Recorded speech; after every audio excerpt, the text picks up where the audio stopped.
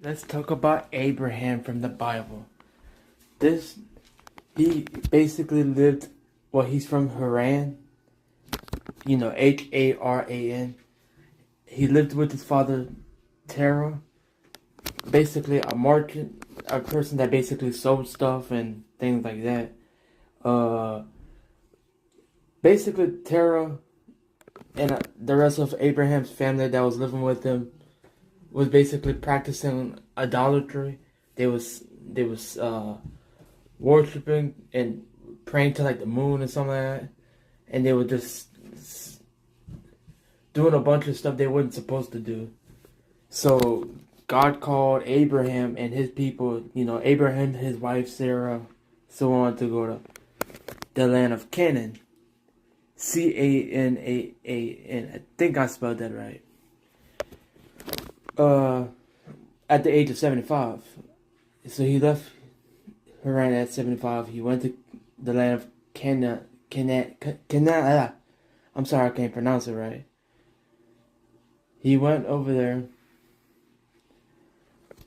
Abraham and Sarah wanted a kid, but Sarah was considered to be naturally too old to have a baby. So Abraham had a baby with his maidservant named Hagar,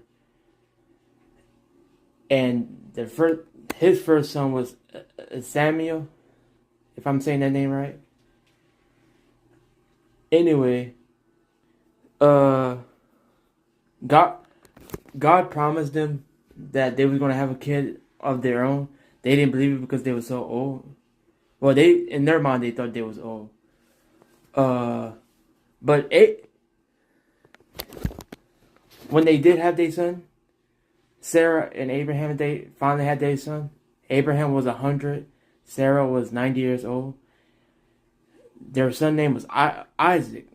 And when Abraham had his son, God commanded him to sacrifice his son for a test. Well, hang on. When Abraham didn't hesitate to do what God said, and he brought Isaac on top of like a cliff or like a mountain, and he was about to sacrifice him, God sent an angel to stop Abraham from sacrificing Isaac. It was basically, what I'm trying to say is, it was to see how strong Abraham's faith was, and Abraham was willing to do whatever God told him to do. So Abraham was really a cool guy. I liked him.